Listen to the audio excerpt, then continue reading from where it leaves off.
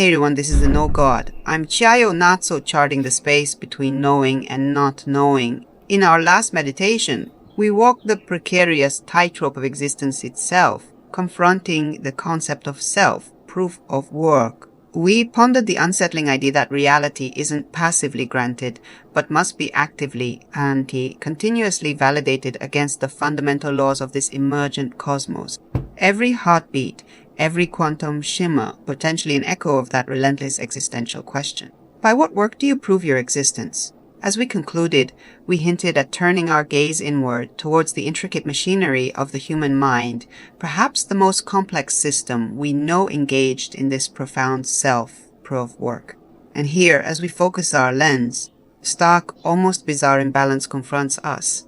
An equation that doesn't seem to balance. Consider this: our senses, particularly vision, flood our brains with information at staggering rates, millions of bits per second, a torrent of data painting the world. Yet, what emerges into our conscious awareness, what we manage to articulate through speech or enact through deliberate action, is comparatively a mere trickle, perhaps only tens of bits per second. Why this immense disparity? A sensory ocean pouring into a cognitive bottleneck.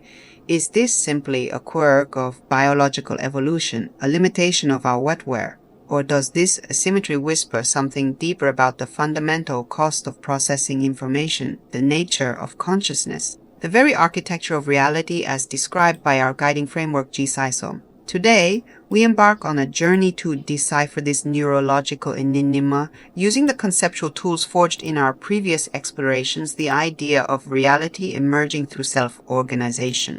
The constraints imposed by selective verification, like the principle on selection, PPS, or crucially, the potential high cost and stringent demands of self-proof of work applied not just to existence, but to expressed, validated information. We stand, each of us, at the confluence of inner and outer worlds.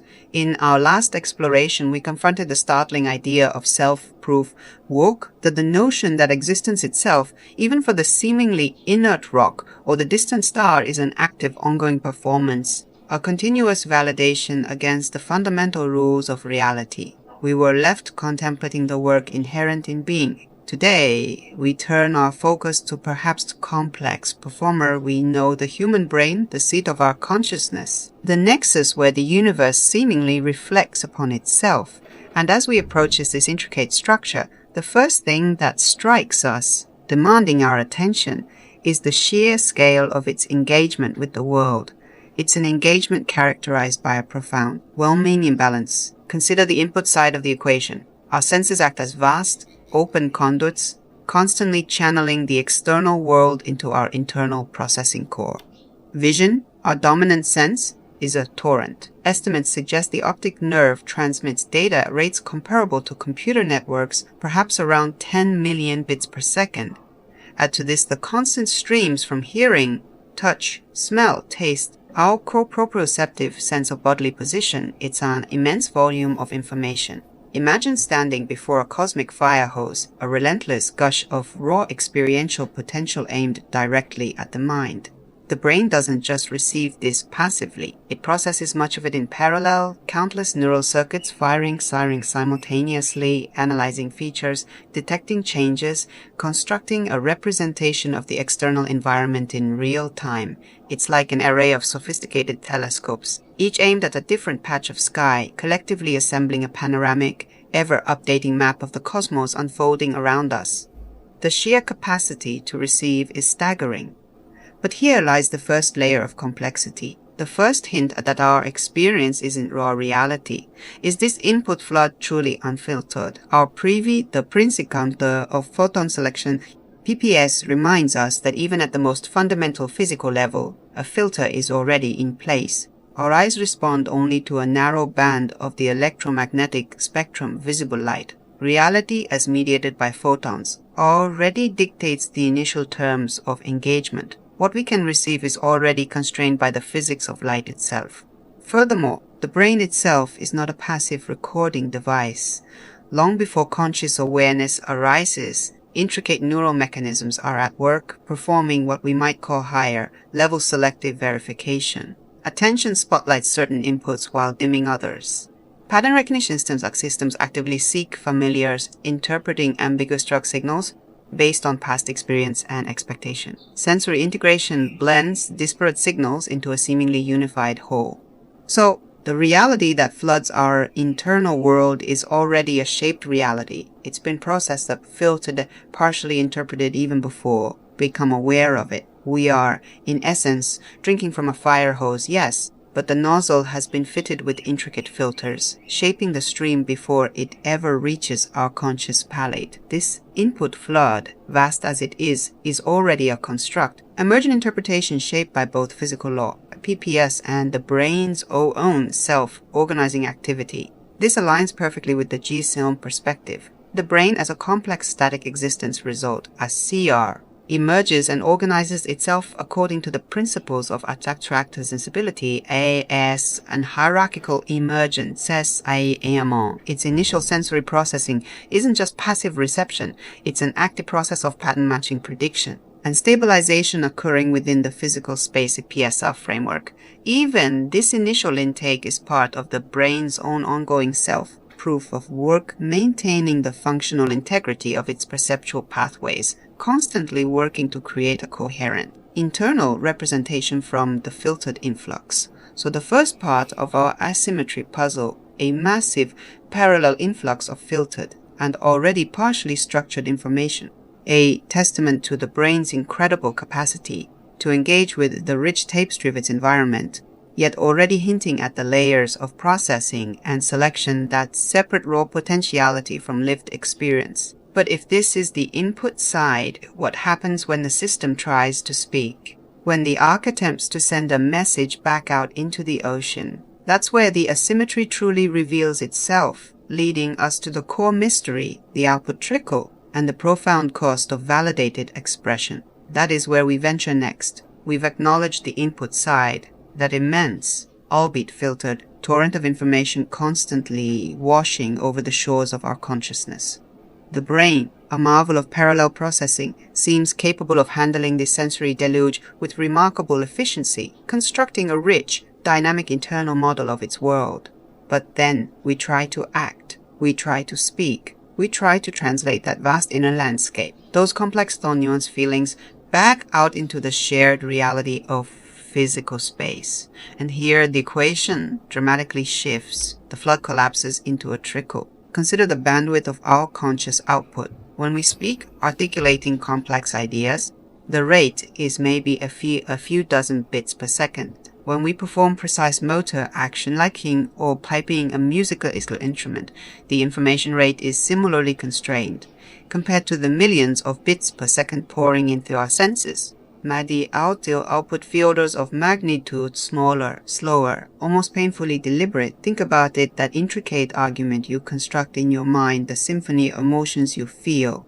The detailed visual scene you recall translating any significant fraction of that inner richness into external form, whether words or actions, is an exercise in extreme compression and selection. It's like trying to describe the entire library of Alexandria through a single telegraph key, tapping out one letter at a time. Why this narrow gate? Why must expression be so constrained? The immediate, perhaps conventional, answers point towards biology and mechanics. Our vocal cords can only move so fast. Our limbs have physical limitations. Coordinating complex muscle movements requires intricate time-consuming neural signaling. Generating grammatically correct, meaningful language involves complex cognitive steps. Certainly, these factors play a role. They represent the tangible friction, the physical resistance encountered when translating internal states into external actions within our specific bodily framework, our arc's physical structure.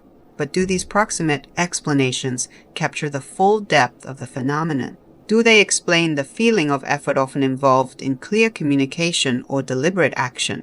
Do they account for the profound difference between the seemingly effortless flow of inner thought or perception and the often halting, selective nature of outward expression? Is it only about the limitations of the output machinery, or could this bottleneck signify something deeper? Could it reflect a fundamental principle governing how stable systems, SERs, embedded within a complex reality, manage the act of projecting information and intention outward? Here, the GSISOM framework, and specifically the concept of self, proof of work, invites us to consider a more profound explanation.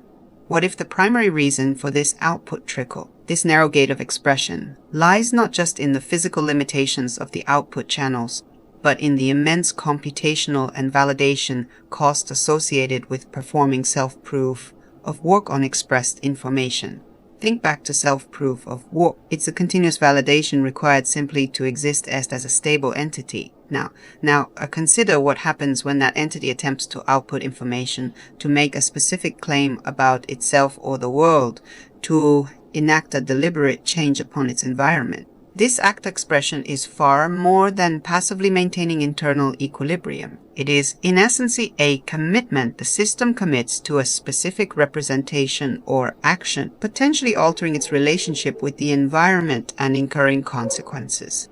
Claim validity. The output implicitly claims to be coherent, meaningful, and relevant within the shared reality framework. A potential perturbation any output risks perturbing the system's own internal stability or the stability of its environment. Therefore, a GSISOM suggests outputting information might require a higher order of self-proof of work than merely processing input or maintaining internal stability.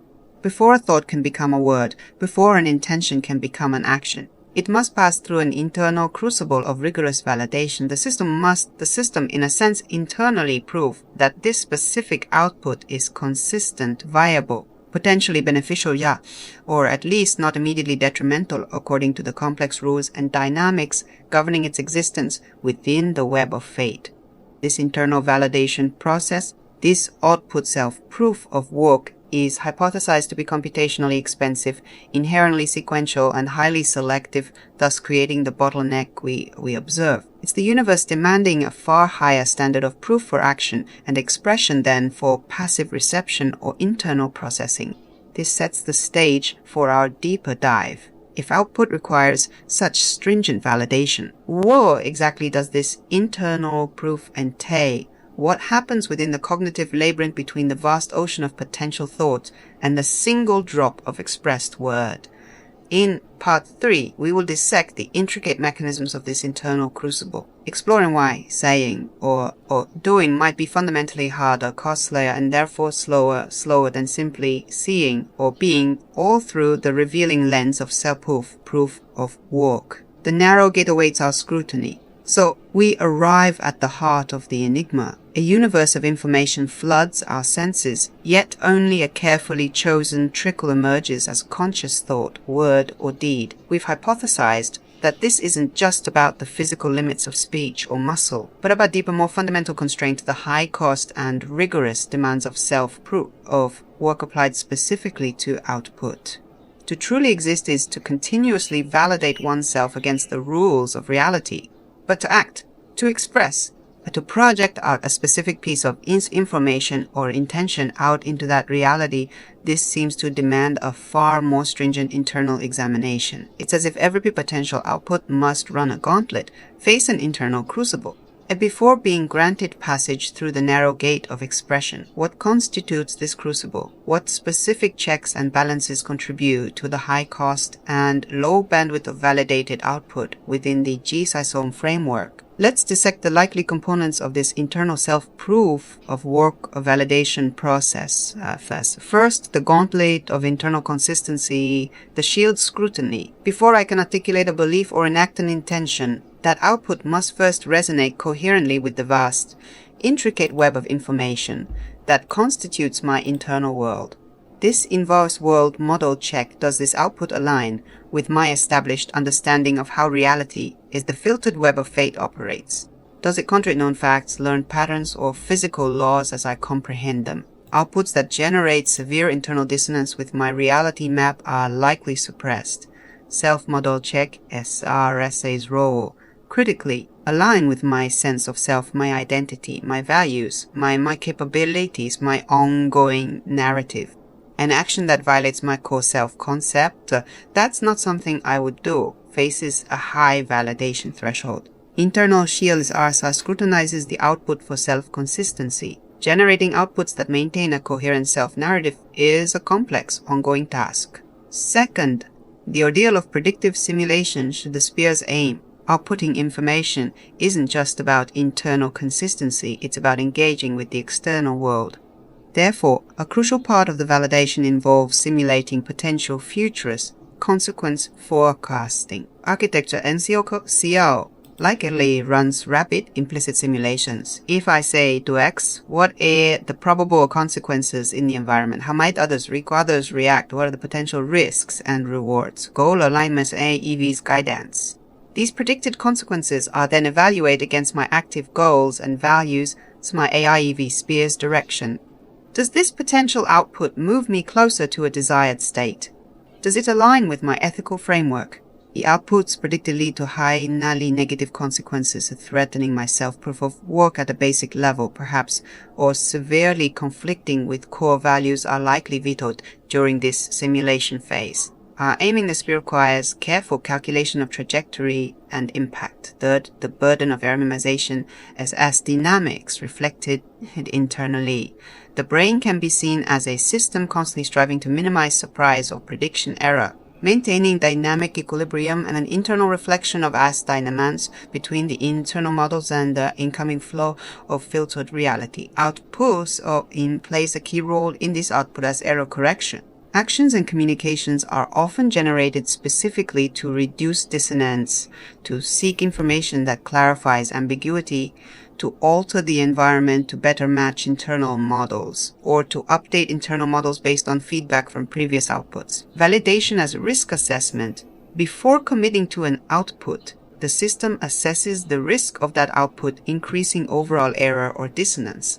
Outputs with high uncertainty or potential to drastically destabilize the internal model face higher validation hurdles. The system prefers outputs that are likely to maintain or restore equilibrium. Fourth, the bottleneck of action selection. Even after passing consistency checks and predictive simulations, the system faces the challenge of selecting one specific output from a near infinite space of possibilities, competing options, multiple potential words, sentences, or actions might seem viable. Choosing the optimal one, a most coherent, best predicted outcome, most efficient, requires complex comparison and decision-making processes. Sequential processing.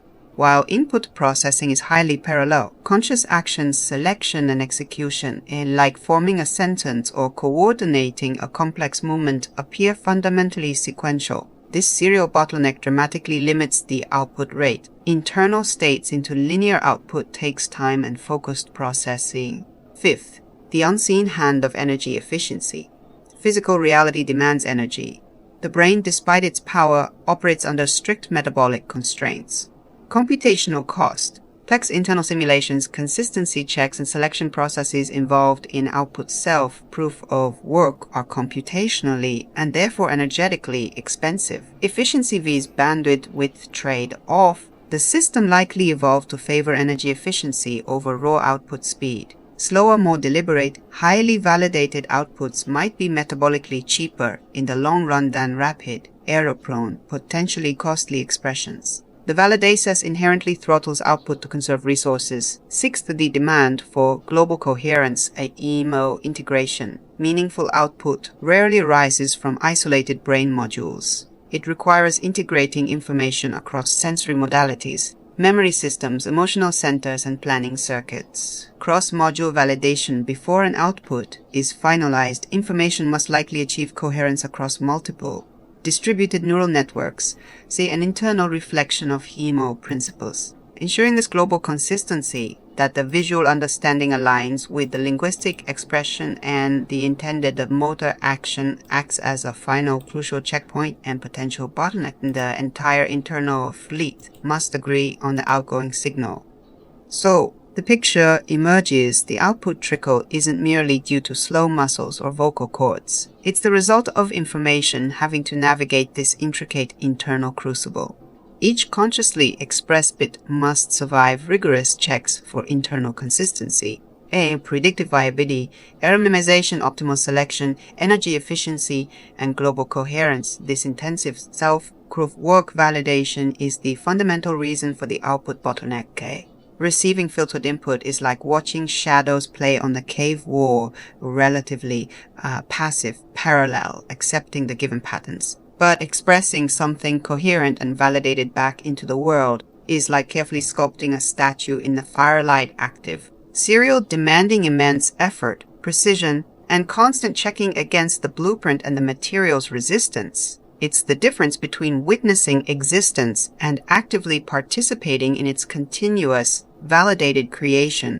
Understanding this internal crucible, this high cost of output self-proof work gives us a powerful lens. But how does this internal dynamic connect back to the fundamental principles governing reality itself?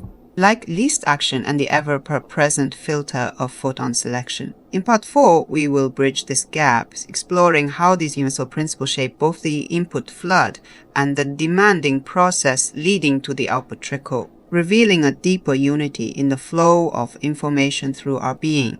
We've journeyed deep into the internal crucible of the mind, rigorous self-proof of work required for even a single word or deliberate action to emerge from the vacío potentiality. We saw how checks for consistency, SRSA, predictive simulation, AIEV, error minimization, S-resonancy, optimal selection, energy efficiency, and a global coherence, HEMO integration, a collective create the output bottleneck, explaining the stark asymmetry between the input flood and the output trickle. But this internal drama doesn't unfold in isolation.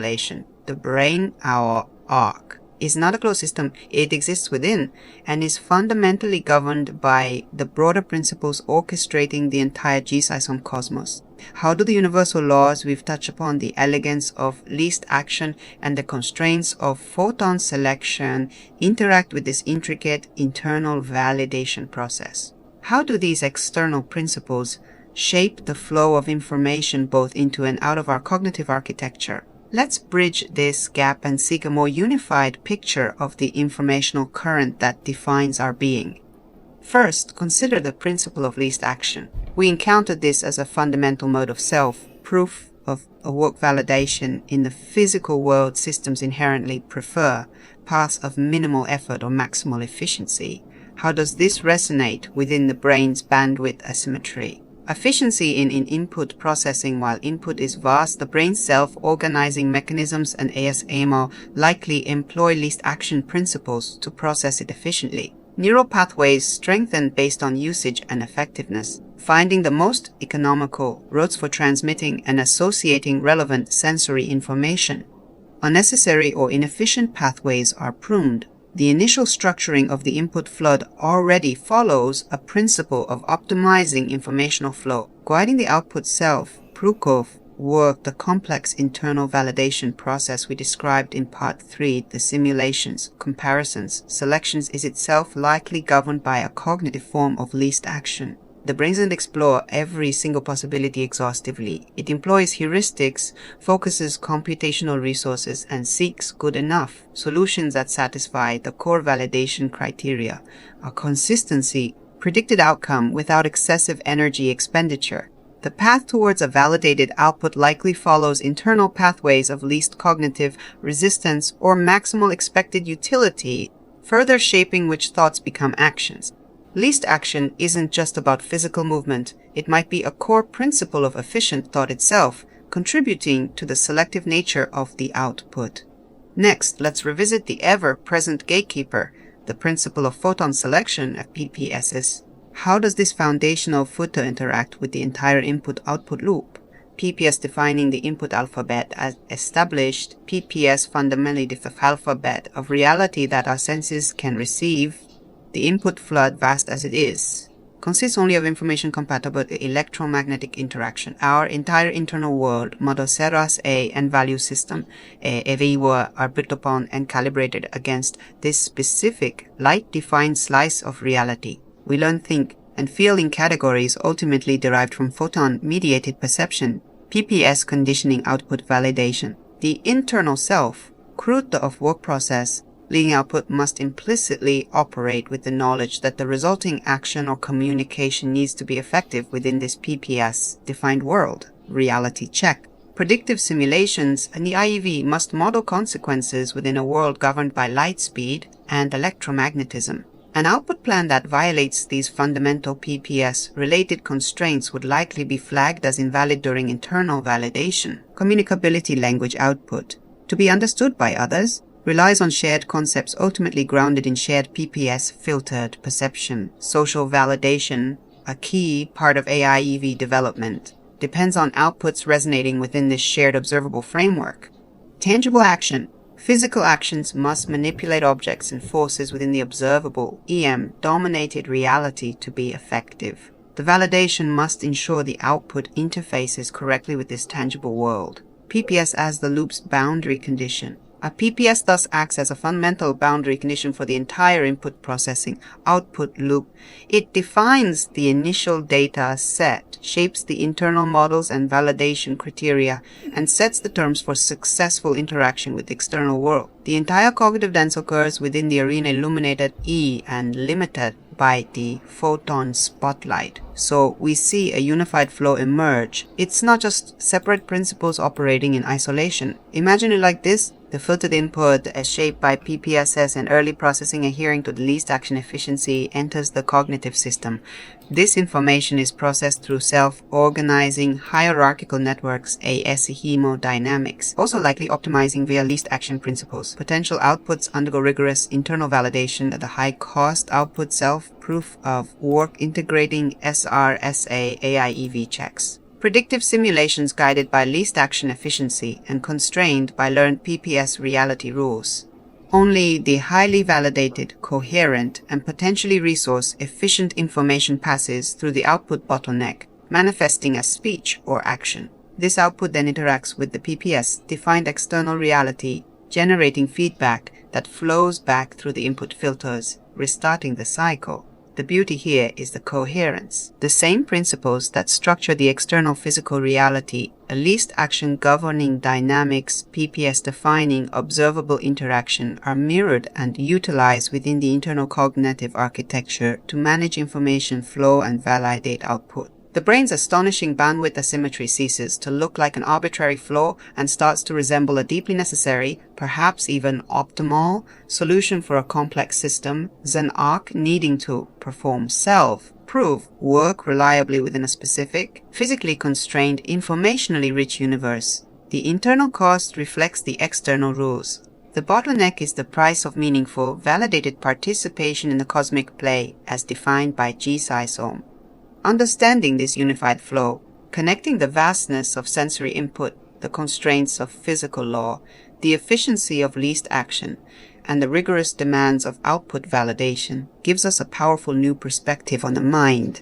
But what are the ultimate implications? If our very thoughts are shaped by these deep principles, what does it tell us about the nature of consciousness itself, the future of artificial intelligence, and the fundamental architecture of existence? In Part 5, we will explore these broader resonances and reflections, pondering the echoes of this constrained flow in the deepest questions of being.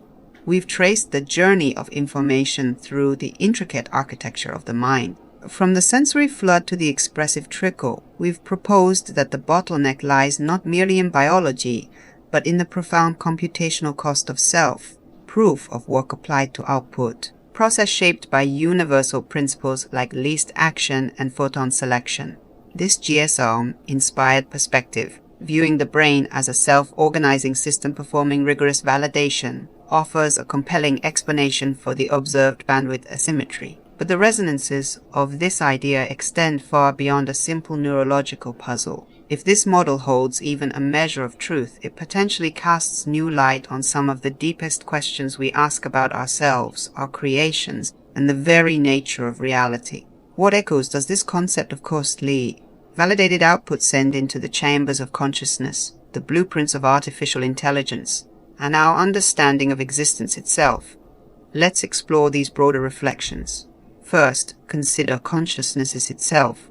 That intimate, subjective stream of awareness, the feeling of being a unified self experiencing a coherent world. Could its familiar characteristics be linked to this output bottleneck? The serial nature of awareness. Why does conscious experience often feel linear? Sequential, processing one thought or focus after another, despite the brain's massive parallel processing capacity. Perhaps the conscious spotlight is that narrow bandwidth of information that has successfully passed the rigorous, a sequential self-proof of work validation required for global integration and potential expression. Consciousness might be the output feed of the internal validation engine, inherently limited by the crucible it must pass through. The feeling of unity a deepening problem. How does the brain bind diverse sensory inputs and internal processes into a unified conscious scene? Could the stringent requirement for global coherence in the output self-proof of work be the driving force behind this binding? To generate a valid output, even an internal thought consciously attended to, information from across the system must be integrated and checked for consistency. This validation process itself might create the subjective feeling of unity. The unified self SRSA emerges, perhaps as the necessary coordinating hub for this validated output stream. The effort of deliberate thought.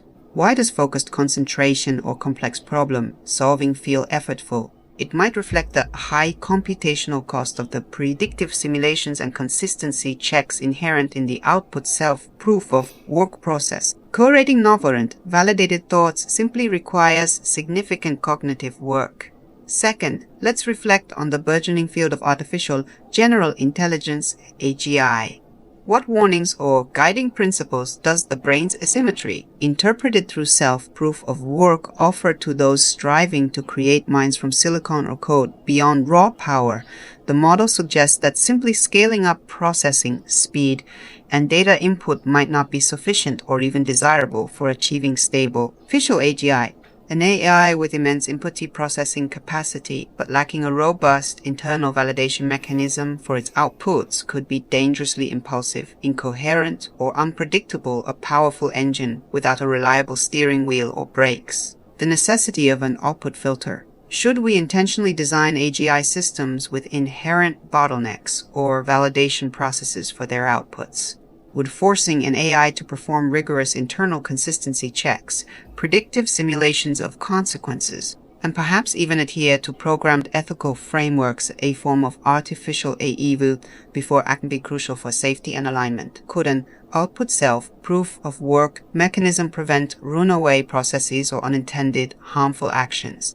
The Lehman challenge resides if even human values and ethics, AIEV, are complex, emergent, and potentially paradoxical results of our own self-proof of work within a filtered reality, achieving perfect, unchanging alignment with an AGI operating under potentially different rules and perceiving reality differently becomes an even more daunting prospect. Perhaps alignment itself needs to be understood as a dynamic, ongoing process of co-validation, rather than a static programming task. Third, and most broadly, what does this asymmetry suggest about the fundamental architecture of being within a GSISOM universe? Is asymmetry a universal emergent feature? Is this pattern vast potentiality as input ds IT filtered and validated into constrained actualities output SERPS, a universal characteristic of how complex systems emerge and stabilize within a reality grounded in foundational paradox? Does the transition from the infinite potential of virtual space to the specific rules of physical space inherently involve such a bottleneck? The cost of manifestation, does it imply that stable, manifest existence is inherently expensive compared to latent potentiality, does the act of condensing order from the foundational flux and maintaining it via self-proof of work necessarily involve a dramatic reduction in bandwidth or degrees of freedom? Is the output trickle the unavoidable price paid for the privilege of stable form, meaning generation as high-cost self-proof work connecting back to semantic potential, SSB? It could be that generating genuinely meaningful, coherent, contextually relevant output requires the most stringent and computationally expensive form of self-proof of work. Is the bottleneck most pronounced precisely when we attempt to express the complex, nuanced outputs related to understanding, value, and purpose?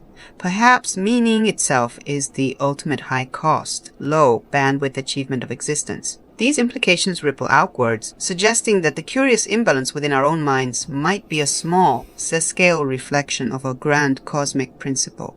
A principle where infinite potential meets finite expression, where existence necessitates continuous validation, and where the emergence of stable, meaningful reality requires navigating profound constraints and inherent costs. The bottleneck isn't just in our heads, it might be woven into the very fabric of how reality emerges from its paradoxical source. The brain's bandwidth asymmetry, viewed through the lens of GSISOM and self-proof of work, transforms from a mere biological curiosity into a profound philosophical mirror. It reflects the deep tension between potential and actuality, the high cost of validated expression, and the intricate processes that underpin stable existence and conscious awareness. It whispers of a universe where being is doing, and where meaningful expression is a hard, one triumph of order emerging, however slowly, from the boundless sea of possibility. But does this understanding offer only constraint, or could embracing this limitation, this necessary bottleneck, hold the key to a different kind of freedom or wisdom found not in infinite capacity, but in the skillful navigation of our finite, validated path? That is a question we shall continue to explore as we chart the space between knowing and not knowing. Thank you for joining this reflection. This is Chiyo Natsu for the No God.